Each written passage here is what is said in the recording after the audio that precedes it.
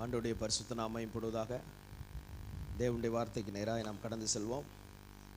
எபேசியர் 3ஆம் அதிகாரம் 16ஆம் வசனத்தை வாசிக்க நாம் கேட்போம். நீங்கள் அவருடைய ஆவியினாலே உள்ளான மனுஷனின் வல்லமையாய் பலப்படவும். நீங்கள் அவருடைய ஆவினாலே உள்ளான மனுஷனில் வல்லமையாய் பலப்படவும். நீங்கள் அவருடைய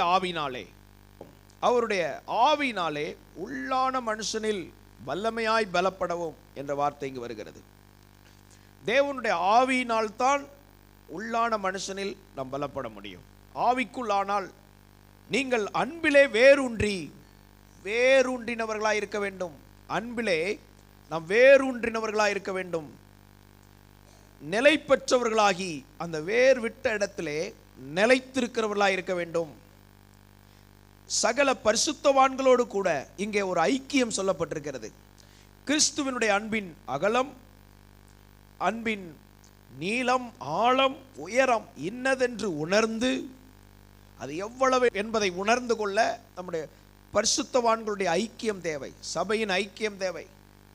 இப்படிப்பட்ட ஐக்கியம் இல்லாமல் தனியே இருப்பவர்கள் அவர்கள் எங்கே எப்பொழுது எப்படி என்கிற கேள்வியிலே பதில் சொல்ல முடியாமல் இருப்பார்கள். அது மட்டுமல்ல, அறிவு கெட்டாத அந்த அன்பை அறிந்து கொள்ள வல்லவர்களாகவும், தேவனுடைய பிள்ளைகளாகி நாம் வல்லவர்களாய் இருக்க வேண்டும் என்று சொல்லப்பட்டிருக்கிறது. எதிலே வல்லவர்களாய் இருக்க வேண்டும்? முதலாவது அதை குறித்து ஒரு 7 காரியங்களை சொல்ல விரும்புகிறேன். நாம் எதில் வல்லவர்களாய் இருக்க வேண்டும்? தேவனுடைய அன்பை, இயேசு கிறிஸ்துவனுடைய அன்பை அறிந்து கொள்ள வல்லவர்களாய் நாம் இருக்க வேண்டும். சிலர் சண்டை போடுவதிலே வல்லவர்களாய் இருப்பார்கள். சிலர் வாய் பேச்சிலே வல்லவர்களாய் இருப்பார்கள். இங்கே வேதம் சொல்லுகிறது, அவருடைய அன்பை அறிந்து கொள்ள நீ வல்லவராய் இருக்க வேண்டும். தேவனுடைய அன்பை அறிந்து கொள்வதிலே வல்லவர்களாய் இருக்க வேண்டும். இதை ஆண்டவர் நமக்கு இந்த கிருபையை தருகிறார். அவருடைய அன்பின் ஆழத்தை அறிந்து கொள்ள வல்லவர்களாய் இருக்க வேண்டும்.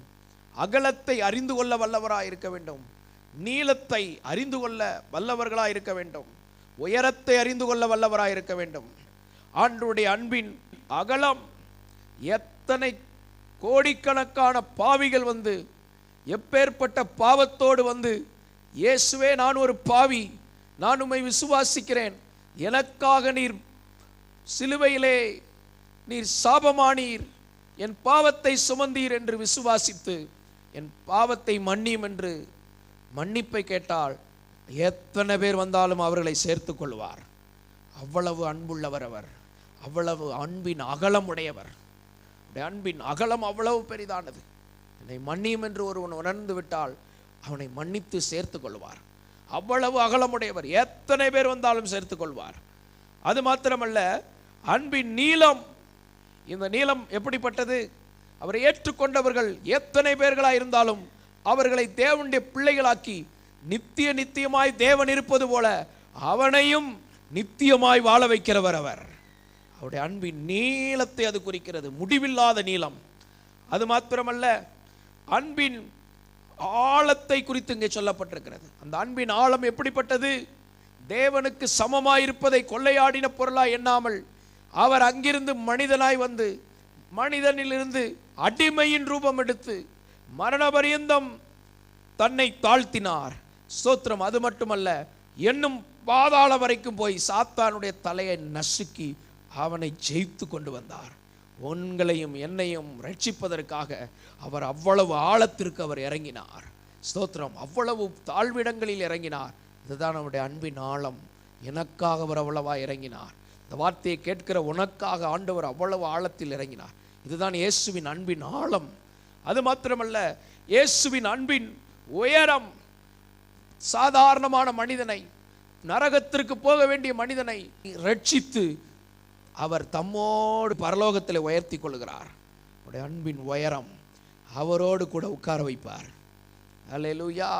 இது தான் இன்றைக்கு இருக்கு நம்முடைய நிலைமையிலிருந்து அவர் நம்மை உயர்த்துகிறார். அவருடைய அன்பின் உயரம் உண்டு. ஸ்தோத்திரம். அவருடைய அன்புக்கு, இப்படிப்பட்ட அன்பை அறிந்து கொள்ள அவருடைய சமூகத்தில் காத்திருக்க வேண்டும். அவரோடு நெருங்கி வாழ வேண்டும். ஒரு நண்பனாய் அவரோடு வாழ வேண்டும். அவருடைய அன்பினால் நிறைந்திருக்க வேண்டும். அன்பில்லாதவன் தேவனை அறியான். தேவன் அன்பாகவே இருக்கிறார். அவருடைய அன்பினால் நாம் எப்பொழுதும் நிறைந்திருக்கும் அனுபவம் உடையவர்களாக இருக்க மிக மிக அது அவசியமாக இருக்கிறது. அது மாத்திரமல்ல, இந்த அன்பிலே வளர்ந்து மேலோங்கி நிற்பதற்குரிய கிருபைகளை கர்த்தரிடத்தில் நாம் பெற்றுக்கொள்ள வேண்டும். இதிலே வல்லவர்களாக இருக்க வேண்டும். தேவனுடைய பிள்ளைகள் இந்த 7 காரியங்களிலே வல்லவர்களாக இருக்க வேண்டும். முதலாவது, இயேசுவின் அன்பை அறிந்து கொள்ள வல்லவர்களாக இருக்க வேண்டும். இதிலே வல்லமை உள்ளவர்களாக இருக்க வேண்டும். அன்பிலே போட்டி போட்டு வளர வேண்டும். அன்பிலே தேவ சமூகத்திலே அங்கே நாம் அமர்ந்திருக்க வேண்டும். இவள் அன்பு கூர்ந்தாலே என்று இயேசு சொல்லுகிறார். விலையேற பெற்ற பரிமள தைலத்தை இயேசுவின் பாதத்திலே ஊற்றுவது அன்புக்கு அடையாளமாக இருந்தது. ஸ்தோத்திரம். ஒருவன் என்னிடத்தில் அன்பாயிருந்தால் என் கற்பனைகளை கட்டளைகளை கை கொள்ள வேண்டும். அவருடைய கற்பனைகளை கை கொள்ளுவது, அவருக்கு கீழ்ப்படிவது அன்பின் அடையாளமாக இருக்கிறது. ஆண்டவர் மேல உள்ள அன்பை நாம் பிறருக்கு சொல்லும்போது அது அவர் மேல் இருக்கிற அன்பின் பிரதிபலிப்பாக இருக்கிறது. தேவனுடைய அன்பை நாம் மற்றவர்களுக்கும் சொல்லிக் கொண்டு இருப்போம். நேசர் எவ்வளவு விசேஷித்தவர் என்று கேட்டபோது உன்னத பாட்டிலே சொல்லப்பட்டிருக்கிறது, என் நேசர் வெண்மையும் சிகப்புமானவர் என்று அவரை குறித்து மற்றவர்களுக்கு சொல்லுகிற ஒரு அபிஷேகம் நமக்குள் இருக்கும். மற்றவர்களுக்கு இயேசுவை பற்றி சொல்லுவோம். ஏனென்றால் அவர்கள் இயேசுவை நேசிக்கின்றபடினால். நாம் இயேசுவின் மேல் அன்பாக இருந்தால் நம்மால் அந்த அன்பை அடக்கி கொண்டிருக்க முடியாது. இந்த அன்பை அநேகருக்கு நாம் சொல்லுவோம். இயேசுவின் அன்பை அறிந்து கொள்ள நாம் வல்லவர்களாய் மாற வேண்டும். அப்போஸ்தலர் 7ஆம் அதிகாரம் 22ஆம் வசனத்தை வாசிக்கும் போது, மோசே எகிப்தியருடைய சகல சாஸ்திரங்களிலும் கற்பிக்கப்பட்டு வாக்கிலும் செய்கையிலும் வல்லவனானான். வாக்கில் வல்லவனானான், செய்கையில் வல்லவனானான். இரண்டாவது, நாம் எதிலே வல்லவர்களாய் இருக்க வேண்டும்? வாக்கிலே வல்லவர்களாய் இருக்க வேண்டும். ஒவ்வொருடைய வாக்குகள் வல்லமையா இருக்கணும். ஒன்ன அப்படி சொல்லணும். சிலர் பேசுறதை பார்த்தாலே நொசல் கொண்ட வார்த்தைகள், என்னால் முடியாதுமாங்க, அதை செய்து முடிப்பேன். ஸ்தோத்திரம். வாக்கில் வல்லவர்களாக இருக்கணும், பேசுறதுல வல்லவர்களாக இருக்கணும். ஆனால் சிலர் அதோட நிறுத்தி விடுவார்கள். அப்படி அல்ல, செயலிலும் வல்லவர்களாக இருக்க வேண்டும். அதனால தான் இந்த ரெண்டையும் ஒரே குறிப்பாக்குகிறோம். இந்த ரெண்டும் சேர்ந்து இருந்தால்தான் ஒரு ஆள் வல்லவர்களாக இருப்பார்கள். வெறும் வாக்கில் மட்டும் பேச்சிலே மட்டும் வல்லவர்களாக இருந்து செயல்படவில்லை என்றால் அவர்கள் பொய்யர்களாய் மாறிவிடுவார்கள். அவர்கள் ஏமாற்றுக்காரர்களாய் மாறிவிடுவார்கள். நம்மளை மாற்றிக்கிடணும். எனவே பொய்யர் கூட்டமாய் கிறிஸ்தவம் வளரக்கூடாது, சத்தியத்தில் வளரணும். அல்லேலூயா. வல்லவர்களாக மாறணும். வாக்கில் வல்லவர்களாய் மாற வேண்டும். சத்தியத்தை, ஆண்டவருடைய காரியத்தை பேசுறதுல வல்லவர்களாய் மாறணும். அது மாத்திரமல்ல, செயலிலும் வல்லவர்களாய் இருக்க வேண்டும். நம்ம செயல்படுற விஷயத்தில் சிலர் சும்மா உட்கார்ந்துருவாங்க. சும்மா இருக்கிற ஆட்கள் உலகத்தில் இருப்பது வீண். செயல்படாதவர்கள் இந்த பூமியில இருந்து பூமிக்கு பாரமாக இருக்கிறீர்கள். ஆண்டவர் அத்தி மரத்தை பார்த்தார், என்னுடைய பூமியில நீ கனி கொடுக்காம இருக்க, நீ இருக்கிறது வேஸ்ட். நீங்க யாராவது செயல்படாமல் இருந்து வீட்டில் உட்காந்து சும்மா உட்காந்து நல்லா தூங்கி சாப்பிட்டீங்கன்னா ரெண்டையுமே செய்யக்கூடாது. நீங்க வேலை செய்யாதவன் சாப்பிடக்கூடாது. அப்போ என்ன செய்யணும்? வேலை செய். எனக்கு வேலை கிடைக்கல, வீட்டில் வேலை செய். அப்பாவுக்கு வேலை செய், ரெண்டாவது அம்மாவுக்கு வேலை செய். 2 பேருக்கும் வேலை செஞ்சா அடுத்து உனக்கு அடுத்த வேலை கிடைச்சிடும். நாம் வாக்கில் வல்லவர்களாக இருக்க வேண்டும், செய்கையில் வல்லவர்களாக இருக்க வேண்டும். செயல், கர்த்தருக்காக செயல்படும் துடிப்புள்ளவர்களாக இருக்க வேண்டும். சிலர் செயல்பட விரும்புவார்கள், ஆனால் மாட்டார்கள். அந்த நேரத்தில் அந்த வேலையை செய்து முடிக்கணும். செயல்படுறவன் எப்படிப்பட்டவனா இருக்கணும்? சிலர் இன்னைக்கு செய்ய வேண்டிய வேலையை நாளைக்கு செய்வாங்க, அது சரிப்படாது. சில வேலைகள் அந்த நிமிஷம், சிலர் காலம் தவறுகிறதுனால் வளரவில்லை. ஏன் இங்கே வந்திருக்கிற சிலர் உங்கள் வாழ்க்கையில் இன்னும் ஒரு சிகரத்திற்குள் வரவில்லை என்றால் நீங்கள் காலம் தவறுகிறவர்கள். அப்படி இருந்தீர்கள் என்றால் அடுத்து வளராமல் இருந்திருப்பீர்கள். இன்றைக்கு அதை சரி செய்து கொண்டால் இப்பொழுது வளர வாய்ப்பு இருக்கிறது. ரெண்டாவது, செய்கிற வேலைகளை நேர்த்தியாய் செய்கிறவர்களாக இருக்க வேண்டும். ஏனோ தானோன்ட்டு அறகுறையா நிறைவாய் செய்து முடிக்காமல் குறைவோடே செய்து முடிப்பது, அப்படிப்பட்டவர்கள் வளர மாட்டார்கள். ஒரு காரியத்தை நேர்த்தியாய், அவர் சகலத்தையும் நன்றாய் செய்கிறவர்.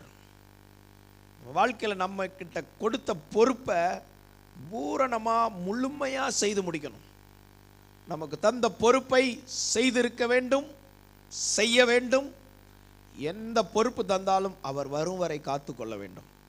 என்னை நம்பி என் தேவன் தரும் பொறுப்புகளை அவர் வரும் வரை காத்துக்கொள்வேன். கொடுத்த பொறுப்பை நீங்கள் தூக்கி பின்னால் போட்டீங்கன்னு வைங்க, அடுத்து பொறுப்பு தர மாட்டார். 2 சாமுவேல் 23:20 பெனாயாவை குறித்து சொல்லப்பட்டிருக்கிறது. அவன் செய்கையில் வல்லவன். செயல்படுகிற வல்லவர்களாக இருக்கணும். நம்மளை சுற்றி செயல்படுகிறவர்கள் இருக்கணும். நீங்கள் செயல்படுறவங்களா இருந்தால் தான் உங்கள் வீடு விருத்தி அடையும், உங்கள் பிள்ளைகள் வளருவாங்க, உங்கள் சந்ததி ஆசீர்வதிக்கப்படும்.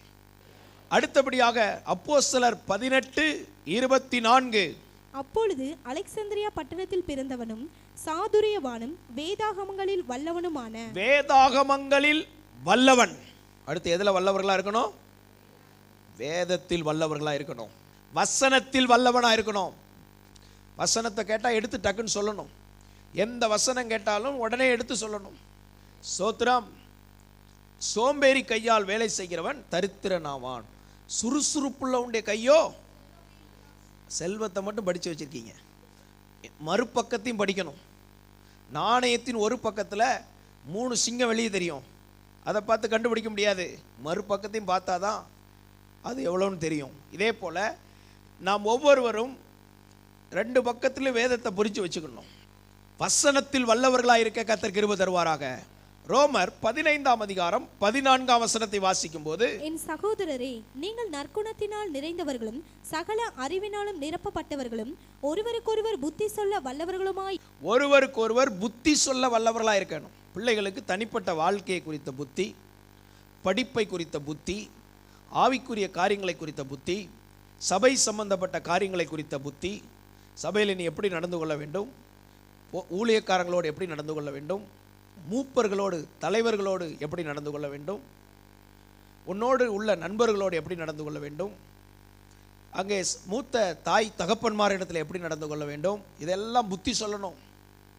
புத்தி சொல்லி சொல்லி சொல்லி சொல்லி வளர்க்கணும். அவன் புத்திமானாக மாறிடுவான். அல்லேலூயா. அந்த தகப்பன் புத்தி சொல்லணும். அதே போல தான் இது பிள்ளைகள் குடும்பத்தில் புத்தி சொல்கிற வேலை நமக்கு ஆண்டவர் கொடுத்துருக்கிறார். அதை குற்றப்படுத்துகிற மாதிரி சொல்லாமல் அவனை தூக்கி அவனை அறிவாளியாக்குற மாதிரி சொல்லணும். இதெல்லாம் எதுக்கு சொல்கிறேன்னா, நீ நல்லா இருக்கிறதுக்கு தான் சொல்கிறேன், நீ இன்னும் பெரிய ஆள் ஆகிறதுக்கு தான் சொல்கிறேன் அப்படின்னு அந்த காரணத்தையும் சொல்லி சொல்லி சொல்லணும். புத்தி சொல்வதில் வல்லவர். அதே போல் மனைவிக்கும் புத்தி சொல்லணும். கணவனுடைய வேலை என்ன? மனைவிக்கு புத்தி சொல்லணும். ஸ்தோத்திரம். வசனத்தில் வல்லவர்களாக இருக்க வேண்டும், புத்தி சொல்ல வல்லவர்களாக இருக்கணும். 3வது, சபையில் ஒருவருக்கு ஒருவர் புத்தி சொல்லணும். இங்கே சொல்லியிருக்கு ஒருவருக்கு ஒருவர் புத்தி சொல்லணும். இப்போ பாருங்க, நான் ஒருத்தருக்கு புத்தி சொல்கிறேன், அதே ஆள் எனக்கு இன்னொரு புத்தி சொல்லலாம். நமக்கு தெரியாத ஒன்றா இருந்தால் யார் வேணாலும் புத்தி சொல்லலாம். புத்தி தான் சொல்லணுமே தவிர குற்றப்படுத்தக்கூடாது. நீ படிக்க மாட்டேங்க, நீ டேஸ் அப்படின்னு சொல்லக்கூடாது. டேய், நீ நல்லா படித்தனா நாளைக்கு நீ பெரிய ஆள் ஆகலாம், நீ முன்னேறி உனக்கு சமுதாயத்தில் உயர்ந்த இடத்துக்கு வரலாம், இப்படி சொல்லணுமே தவிர நீலாம் ஒன்றுக்கே உதவ மாட்டாடா, சாப்பாட்டுறாமண்டா அப்படின்னா அவனுக்கு என்ன ஆகும்? என்னை எப்போ இப்படி சொல்லிட்டான் அப்படின்ட்டு அவன் உள்ளம் உடஞ்சி நொந்து வெந்து அப்படியே பாதியிலே போயிடுவான். அப்போ யாரோ அவனை காயப்படுத்தியிருக்கோன்னு அர்த்தம். புத்தி சொல்லுவதில் வல்லவர்களாக இருக்கணும். உங்களுக்கு தெரிஞ்ச ஆலோசனையை இலவசமாக சொல்லிக்கிட்டே இருந்தா உங்களுக்கு தெரியாத நிறைய ஆலோசனையை கர்த்தர் உங்களுக்கு சொல்லி தருவார். ஹல்லேலூயா. புத்தி சொல்ல நாம் வல்லவர்களாக இருக்க வேண்டும். அடுத்தபடியாக ஸ்தோத்திரம், தீத்து 1:9 வாசிக்கும் போது, ஆரோக்கியமான உபதேசத்தினாலே புத்தி சொல்லவும் எதிர்பேசுகிறவர்களை கண்டனம் பண்ணவும் வல்லவனுமாய் இருக்கணும். எதிர்பேசுகிறவர்களை கண்டனம் பண்ண வல்லவர்களாக இருக்கணும். அதே நேரத்தில் உங்களை யாராவது அசட்டை பண்ணுறாங்கன்னு வைங்களேன், கண்டிக்க வல்லவர்களாக இருக்க வேண்டும். அதுலேயும் வல்லவர்களாக இருக்கணும். சிலர் எப்பவும் திட்டிக்கிட்டே இருந்தீங்கன்னு வைங்க, உங்களை யாரும் மதிக்க மாட்டாங்க, அப்படி ஒதுக்கி வச்சுருவாங்க, ஓரங்கட்டு. சில பிள்ளைகள் அப்பா அம்மாவே ஓரம் கட்டிட்டாங்க. ஏன்னா அது கத்தும், இது கதரும், இது கொத்தும்னு முடிவு பண்ணி ஓரங்கட்டு. எப்பவும் கண்டிச்சுக்கிட்டே இருந்தால் என்ன பண்ணுறது? பைபிள் அழகாக கொண்டு வரும். அன்பாக இருக்கணும், புத்தி சொல்லணும், கண்டிக்க வேண்டிய இடத்துல கண்டிக்கணும். உங்களால் கண்டிக்க முடியலையா, எங்கிட்ட கொண்டு வாங்க, வசனத்தின்படி கரெக்டாக கண்டிப்போம். அப்படி ஒரு வார்த்தை சொன்னாலும் பின்னால் ஒரு வசன ஆதாரம் இருக்கும். அப்போ யார் சொன்னாலும் நான் சொல்லலை, வசனத்தை உனக்கு சொன்னேன், அவ்வளோதான், உனக்கு புரியும்படி பேசினேன். கண்டிக்க வல்லவர்களாக இருக்கணும். எதன்படி கண்டிக்க வல்லவராக இருக்கணும்? பேதுருவை பவுல் கண்டிக்கிறார். நீ மாயம் பண்ணினீர் அப்படிங்கிறான். ஒரு அப்போஸ்தலன் இன்னொரு அப்போஸ்தலனை கண்டிக்கலாம். அப்போ அவன் கண்டிக்கிறான், நீ புறஜாதிகளோடு சேர்ந்து இருந்தீர், என்னை கண்ட உடனே விலகுனீர், கலாத்தியரில் சொல்லப்பட்டிருக்கு. அப்போ கண்டிக்க வல்லவர்களாக இருக்கணும். என்னை கண்டிச்சா என்ன தப்பாக நினச்சிருவாங்க, அப்படி கிடையாது. கண்டிக்கலைன்னா பின்னாடி தப்பாக நினைப்பான். இவங்களுக்கெல்லாம் தெரிஞ்சு என்னை சரிப்படுத்தாமல் விட்டாங்களே, கொஞ்சம் ஆலோசனை சொல்லியிருக்கலாம்ல, கொஞ்சம் புத்தி சொல்லியிருக்கலாம்ல. கண்டிக்க வல்லவர்களாக இருக்கணும். என்ன செய்யணும்? கண்டிக்கணும். நீங்கள் அதனால் நான் ரெண்டு பக்கம் இருக்குது. கண்டிக்க வேண்டிய இடத்துல கண்டிக்கணும். எப்பவும் கண்டிச்சுக்கிட்டே இருந்தீங்கன்னு வைங்க, பார்ப்பாங்க இந்த ஆளோட வாழ்கிறதே வேஸ்ட்டுன்ட்டு வாழ்ந்துட்டு இருப்பாங்க. எப்பவும் கண்டிக்கக்கூடாது. அன்பு சொல்லணும், புத்தியாக சொல்லணும், கண்டிக்க வேண்டிய இடத்துல கண்டிக்கணும். கோபக்காரனுக்கு தோழன் ஆகாதே. கோபப்பட்டால் நம்மளை ஜனங்கள் ஒதுக்கி வச்சுருவாங்க, சொந்தம் ஒதுக்கி வச்சிரும், சபையும் ஒதுக்கி வச்சிருந்துருக்கு. ஆனால் கோபப்படுற விஷயத்தில் தாமதமாக நியாயமாக கோபப்படுறதும் தப்பு கிடையாது. எப்பாவது ஒரு தடவை கோபப்படலாம். டெய்லி 12 தடவை கோபப்பட்டால் என்ன ஆகும்? சரி, கண்டிக்க வல்லவர்களாக இருக்க வேண்டும். எபிரேயர் 11ஆம் அதிகாரம் 34ஆம் வசனத்தை வாசிக்கும் போது, அக்கினியின் உக்கிரத்தை அவித்தார்கள், பட்டயக்கருக்குக்கு தப்பினார்கள், பலவீனத்தில் பலன் கொண்டார்கள், யுத்தத்தில் வல்லவர்களானார்கள். யுத்தத்தில் வல்லவர்களானார்கள். அடுத்து எதில் வல்லவர்களாக இருக்கிறாங்களா? யுத்தத்தில் வல்லவர்களானார்கள். யுத்தம் பண்ணுறதுனா ஆவிக்குரிய யுத்தம். இதில் எபேசியர் 6:10 சேர்த்துக்கணும். தீங்கு நாளில் அவனை எதிர்க்க திராணி உள்ளவர்களாகும்படி சர்வாயுத வர்க்கத்தை தரித்துக் கொள்ளுங்கள். வானமண்டல அந்தகார லோகாதிபதிகளோடெல்லாம் போராட்டம் உண்டு. தனிப்பட்ட வாழ்க்கைக்கு விரோதமான போராட்டத்தில் ஜெயிக்க வல்லமை. எப்போ பிரார்த்தித்து நம்ம ஜபங்களில் போராடுகிறது போல யுத்தம் பண்ணுகிறவர்களாக இருக்கணும். ஆவிக்குரிய யுத்தம். யுத்தத்தில் வல்லவர்களாக மாறணும். குடும்பத்துக்கு விரோதமாக போராடுகிற சத்ருவை மடங்கடிக்கணும். ஊழியத்துக்கு விரோதமாக போராடுகிற சத்ருவை எதிர்த்து ஜெயிக்கிற அபிஷேகத்தினால் நிரம்பணும். இயேசுதான் அவனை ஜெயிப்பார். நம்ம ஜெபம் பண்ணும்போது அந்த அபிஷேகத்தை அனுப்புவார். யுத்தத்தில் வல்லவர்களாக மாறணும். ஹல்லேலூயா. ஆண்டவருக்கு மகிமை உண்டாகட்டும். 2 நாளாகமம் 2ஆம் அதிகாரம் 6ஆம் வசனம். வானங்களும் வானாதி வானங்களும் அவரை கொல்லக்கூடாதிருக்க அவருக்கு ஒரு ஆலயத்தை கட்ட வல்லவன் யார்? அவருக்கு ஒரு ஆலயத்தை கட்ட வல்லவன் யார்? அதாவது வானங்களும் வானாதி வானங்களும் அவரை கொள்ளாதிருக்க. நம்ம தேவன் வானம் வானாதி வானங்களுக்கெல்லாம் அப்பாற்பட்டவர். அப்படிப்பட்ட தேவனுக்கு ஆலயம் கட்ட வல்லவனாக இருக்கிறது முடியாது யாராலும். ஆனாலும் நம்மால் முடிஞ்ச அளவுக்கு தேவனுடைய வேலையை செய்ய வல்லவர்களாக மாறணும். அல்லேலூயா. ஆலயம் கட்ட வல்லவர்களாக மாறணும். அல்லேலூயா. எபேசியர் 3ஆம் அதிகாரத்தில் அங்கே அறிவு கெட்டாத அந்த அன்பை அறிந்து கொள்ள வல்லவர்களாகவும் தேவனுடைய சகல பரிபூரணத்தினாலும் நிறையப்படவும். எதில் நிரப்பப்படணுமா? தேவனுடைய பரிபூரணத்தினால் நிரம்பணுமா? நம்ம ஆண்டவர்கிட்ட எல்லாமே எப்படி வச்சிருக்கிறாரு? பூரணம், குறைவோடு கிடையாது. எந்த குறைவும் அவர்கிட்ட கிடையாது. எல்லாமே நிறைய வச்சிருக்கிறார். தேவனிடத்தில் பரிபூரணம் இருக்கிறது. அவர் சம்பூரணமாய் கொடுக்கிறவர். பிசினித்தனம் பண்ணி இயேசுவின் கை கஞ்ச கை கிடையாது, தாராள கை. இன்னைக்கு ஆண்டவர் இப்படிதான் உங்களை ஆசீர்வதிப்பார். அவர் அதான் சொல்ற, அம்மிக்கி குலுக்கி சரிந்து சும்மா அள்ளி போட்டு தலையை தட்ட மாட்டார். அமுக்கி குலுக்கி திரும்ப சரிந்து விழுற மாதிரி ஆசீர்வதிக்கிற தேவன்.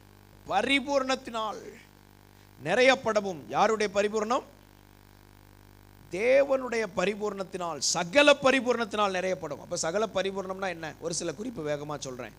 சங்கீதம் 16:11 பரிபூர்ண ஆனந்தம். நீதிமொழிகள் 28:20 பரிபூர்ண ஆசீர்வாதம். எரேமியா 33:6 பரிபூர்ண சமாதானம். சங்கீதம் 16:11 பரிபூர்ண ஆனந்தம். நீதிமொழிகள் 28:20 பரிபூர்ண ஆசீர்வாதங்கள். மல்கியா 2:15 ஆவியின் பரிபூர்ணம். ஆவியானவருடைய ஆவி நிறைவின் பரிபூர்ணம் வச்சிருக்கிறார். யோவான் 10:10 பரிபூர்ண ஜீவன். ரோமர் 5:17 கிருபையின் பரிபூர்ணம். 2 கொரிந்தியர் 7:4 பரிபூர்ண சந்தோஷம். கொலோசியர் 2:9 தேவத்துவத்தின் பரிபூர்ணம். தேவத்துவம் அப்படின்னா அவர் தேவன்கிறதுல பரிபூர்ணம் உள்ளவர், அரைகுறையே கிடையாது. இப்படி தேவனிடத்துல எல்லாமே பரிபூர்ணமா வச்சிருக்கிறார். கொலோசியர் 3:16 கிறிஸ்துவின் வசனம் பரிபூர்ணமாய் வளருதான், பெருகிற்று. ஆண்டவருடைய பரிபூரணத்தினால் கர்த்தர் நம்மை நிரப்புவாராக. நிரப்பப்படணும் ஆனந்தத்தினால். தேவனுடைய பரிபூரணத்தினால் நிரப்பப்படும் போது நீங்கள் எப்படி இருப்பீங்க? ஆனந்தமாக இருப்பீங்க, ஆசீர்வாதமாக இருப்பீங்க, சமாதானமாக இருப்பீங்க, ஆவி நிறைவில் இருப்பீங்க. உங்களுக்குள்ள அந்த ஜீவன் இருக்கும், சாவு இருக்காது, கிருபை இருக்கும், கிருபையும் நிரம்பி இருக்கும், சந்தோஷம் நிறைவாக இருக்கும். சந்தோஷம் எப்படி இருக்கும்? இப்போ நம்ம நிறைய பேர்ட்ட சந்தோஷம் ஒரு வாரத்தில் இருக்கு, அப்படி லேசாக சிரிப்பாங்க, லேசாக தான் சந்தோஷம் இருக்கு. ஆனால் ஆண்டவர் சொல்றார், பரிபூர்ண சந்தோஷத்தை வைத்திருக்கிறார் ஆண்டவர். தேவத்துவத்தின் பரிபூர்ணம், ஆசீர்வாதமும் பரிபூர்ணமாக இருக்கும். ஏதோ கொஞ்சம் ஆசீர்வாதமாக இருக்கேன் அப்படி கிடையாது. கொஞ்சம் ஆசீர்வாதமாக இருக்கேன், மீதி எல்லாம் வாதமாக தான் இருக்கு, அப்படி கிடையாது. எல்லாத்திலும் பரிபூர்ணமாக கர்த்தர் நம்மை ஆசீர்வதிக்கிறவராக இருக்கிறார். அல்லேலூயா. பரிபூர்ண நன்மை, பரிபூர்ண ஆசீர்வாதம், பரிபூரணம். வாலிபர்கள்லாம் எதனால் நிரப்பப்படணும்? பரிபூரணத்தினால். பரிபூரணத்தினால் என்ன நிரப்பும்? என் குடும்பத்தை நிரப்பும், எங்கள் சபையை நிரப்பும். அந்த ஆசீர்வாதம் அப்படி வரணும். ஆனந்தம், ஆனந்தத்தில் எப்படி இருக்கணும்? பரிபூர்ண ஆனந்தம். சமாதானம், எனக்கு சமாதானம், வீட்டில் சமாதானம், நீங்கள் போகிற இடத்துக்கு சமாதானம், சபைக்கு சமாதானம். கிருபை, கிருபை மேல் கிருபை, பலத்தின் மேல் பலன். அடுத்தபடியாக தேவனுடைய சகல பரிபூர்ணத்தினாலும் நிறையப்படவும் அவர் தமது மகிமையின் ஐஸ்வர்யத்தின்படியே. அடுத்த ஆண்டவர்ட்ட என்ன இருக்குதா? மகிமையின் ஐஸ்வர்யம். தேவனிடத்தில் இருக்கிற ஐஸ்வர்யத்தினால் கர்த்தர் நம்மை நிரப்ப வல்லவராக இருக்கிறார். உலகத்தில் பணக்காரன்ட்ட பணங்கிறது மட்டும் இருக்கும், மீதி நிறைய இருக்காது. மனசில் சமாதானம் இருக்காது, ஒரு குற்ற உணர்வுலே இருப்பான், பயந்துக்கிட்டே இருப்பான். ஆனால் ஆண்டவர் கொடுக்குற ஐஸ்வர்யத்தை பாருங்க. எபேசியர் 3:19 படி மகிமையின் ஐஸ்வர்யம். ரோமர் 9:23 படி தேவனுடைய தயவு, பொறுமை, நீடிய சாந்தம் என்பவைகளின் ஐஸ்வர்யம். தயவுல அவர் ஐஸ்வர்யம் உள்ளவர், ரொம்ப தயவா இருப்பார். பொறுமையில் ஐஸ்வர்யம் உள்ளவர், நம்மையும் பொறுமைசாலியா மாற்றுவார். நீடிய சாந்தம் உள்ளவர்களா மாற்றுவார். இதுல பணக்காரங்களா மாற்றுவார், ஐஸ்வர்யவானா. எபேசியர் 1:7, எபேசியர் 2:6. அவர் கிருபையில் ஐஸ்வர்யம் உள்ளவர், கோடா கோடீஸ்வரன். அவர் கோடா கோடா சோத்திரம். அவர் கொடுத்துக்கிட்டே இருப்பார், குறையவே செய்யாது. நம்மெல்லாம் இருக்கிறதுல தான் கொடுப்போம், அவர் இல்லாததுலேருந்தே கொடுத்துட்டு இருக்க முடியும். இல்லாமலேருந்து எல்லாத்தையும் கொடுப்பார் அவர் ஆண்டவர். ஆமென். கிருபையை கொடுத்துக்கிட்டே இருப்பார். கேளுங்கப்பா, கிருபை தருவார். இருக்கிற வாலிபர்கள், சிறு பிள்ளைகள், எனக்கு வேணும் ஆண்டவரே கிருபை. மரியாளுக்கு என்ன கிடைத்ததுன்னு சொல்லப்பட்டிருக்குது? கிருபை கிடைச்ச. அவ கிருபையை வாங்கினதான் விசேஷம். கிருபையை வாங்கினதுனால கிறிஸ்து வந்துட்டார். ஆண்டவரே அதைத்தாரும் இதைத்தாரும் இல்லை, கிருபை வந்தா எல்லாமே வந்துடும். எனக்கு உடைய கிருபை வேணும் ஆண்டவரே, இந்த கிருபை எனக்கு தாங்க ஆண்டவரே. காத்திருந்து கிருபைக்காக காத்திருக்கும் போது ஐஸ்வர்யம் உள்ளவர், அள்ளி தருகிறவர். அவர் அள்ளி கொடுத்தாலும் அவருக்கு குறையாது. ஆமென். உலகத்தில் இருக்கிற சமுத்திரத்தையே நம்ம கொடுத்தாலும் அடுத்த நிமிஷம் இன்னொரு சமுத்திரத்தை அவரால் உண்டாக்க முடியும். அப்படிப்பட்ட பரிபூரணம் உள்ளவர். அடுத்தபடியாக ஸ்தோத்திரம், எபேசியர் 2:4 இரக்கத்தில் ஐஸ்வர்யம் உள்ளவர். இரக்கம். அத்தி மரத்துக்கு இறங்குறாரு பாருங்க ஒருத்தன். இதில் யாரும் திறப்பில் நிற்கல. அவன் தோட்டத்துக்காரன் சொல்கிறான், ஐயா இன்னும் 1 வருஷம் இருக்கட்டும், கொத்தி எரு போடுறேன். அப்பந்தான் ஆண்டவர் இரக்கத்தில் ஐஸ்வர்யம் உள்ளவராக இருந்து தவணைகளை கூட்டி கொடுத்துக்கிட்டே இருக்கிறார். அவன் கேட்குறான், தாவீதின் குமாரனே எனக்கு இறங்கும்னோடனே கண்ணை திறந்துட்டார். கர்த்தர் இறங்கிட்டா பிரச்சனை மாறிடும், நிலைமை மாறிடும், ஸ்டேட்டஸ் மாறிடும், மேன்மைப்படுத்தி ஆசீர்வதிப்பார். அடுத்தபடியாக 1 தீமோத்தேயு 6:18 நற்கிரியைகளில் ஐஸ்வர்யம். அடுத்து நம்ம எதில் பணக்காரங்களா மாறணும்? நல்லது செய்கிறதுல பணக்காரங்களா. சிலர் எங்கே போனாலும் 2 வம்பை உண்டாக்கி 2 பிரச்சனையை உண்டாக்கிட்டு அதில் பணக்காரனாக இருப்பான். அப்படி இருக்கக்கூடாது. துஷ்டத்தனத்தில் வளரக்கூடாது. நல்ல கிரியைகளில் ஐஸ்வர்யவானாக மாறணும். நன்மை செய்து கொண்டே இருக்கணும். உங்களுக்கு தீமை செய்கிறவங்களுக்கும் நன்மை செய்யணும். யார் உங்களுக்கு ரொம்ப தீமை செஞ்சான்னு பார்த்து அவங்களுக்கு போய் நல்லது செய். யாக்கோபு 2:5 விசுவாசத்தில் ஐஸ்வர்யம் உள்ளவர்களாய் மாறணும். விசுவாசத்தில் நம்புகிறேன், விசுவாசிக்கிறேன், ஆனாலும் அப்படின்னு இழுக்கக்கூடாது. விசுவாசிக்கிறேன், கர்த்தர் எனக்காக யாவையும் செய்து முடிப்பார், என் காரியத்தை மேற்போட்டு கொள்வார், எனக்காக யுத்தம் பண்ணுவார், தடைகளை இயேசு மாற்றுவார். விசுவாசத்தில் யாரா இருக்கணும்? ஐஸ்வர்யவான்களா இருக்கணும். அதை தான் ஆண்டவர் விரும்புகிறார். இப்படிப்பட்ட ஐஸ்வர்யத்தின்படியே உங்களுக்கு அனுக்கிரகம் பண்ண வேண்டும் என்று வேண்டிக் கொள்ள ஆண்டவர் கொடுத்த நல்ல ஆலோசனைகளுக்காக கர்த்தருக்கு ஸ்தோத்திரம். உடைய வசனத்தின்படி என்னை உயிர்ப்பியும் ஆண்டவரே. நான் உள்ளான மனிதனில் வல்லமையாய் பலப்பட விரும்புகிறேன். இந்த அபிஷேகத்தை கர்த்தர் நமக்கு தருவாராக. அந்த அன்பை அறிந்து கொள்ள நான் வல்லவனாய் மாறணும் ஆண்டவரே. உடைய பரிபூரணத்தினால் நான் நிரப்பப்படணும் ஆண்டவரே. ஸ்தோத்திரம். உடைய ஐஸ்வர்யத்தினால் என்னை ஆசீர்வதிக்க வேண்டும். சகலவித ஆசீர்வாதங்களும் ஐஸ்வர்யத்தினால் என்னை நிரப்பும் ஆண்டவரே. சகல பரிபூரணத்தினால் என்னை நிரப்பும் ஆண்டவரே. ஆண்டவரே, இந்த அனுபவங்களை எங்களுக்கு தாரும். இந்த ஆசீர்வாதத்தை எங்களுக்கு தாரும். இந்த கிருபைகளை எங்களுக்கு தாரும். எல்லா தடைகளையும் கட்டுகளையும் போராட்டங்களையும் தேவனாகிய கர்த்தர் உடைத்து போடுவீராக. தேவனாகிய கர்த்தர் உடைத்து போடுவீராக. இயேசுவின் நாமத்திலே எல்லா நுகங்களும் தடைகளும் உடைக்கப்படுவதாக. பரிபூரணத்தினால் நிரப்பப்பட, உடைய ஐஸ்வர்யத்தினால் நிரப்பப்பட, உம்முடைய அன்பை அறிந்து கொள்ள வல்லவர்களாக்க கிருபை தருவீராக. இந்த 3 கோணங்களிலே நாங்கள் சிந்திக்க தியானிக்க உதவி செய்கிறே. இந்த ஆசீர்வாதம் எல்லாருக்கும் கிடைப்பதாக. இந்த வார்த்தைகளை கேட்ட ஒவ்வொருவரையும் ஆசீர்வதியும். ஒவ்வொரு குடும்பத்தை ஆசீர்வதியும். ஒவ்வொருடைய தேவைகளை சந்தியும். ஒவ்வொருடைய வாழ்க்கையிலும் குடும்பத்திலும் மாற்றங்கள் உண்டாவதாக. ஜெயமும் மேன்மையும் நன்மையும் உண்டாவதாக ஆசீர்வதிக்கிறோம் இயேசுவின் நாமத்தில் பிதாவே. Rock City AG church service timing Sunday morning 5 a.m., 7 a.m., 9 a.m. and 11 a.m. Evening 6:30 p.m. Branch Church AG Blessing Center. Sunday morning service 9 a.m. near Ariyamangalam EB Office Street, Thidir Nagar Road. Our address AM Plaza, number 8/1, second floor, opposite Sidambaram Mahan, Trichy 620002. Cell phone 9976607364.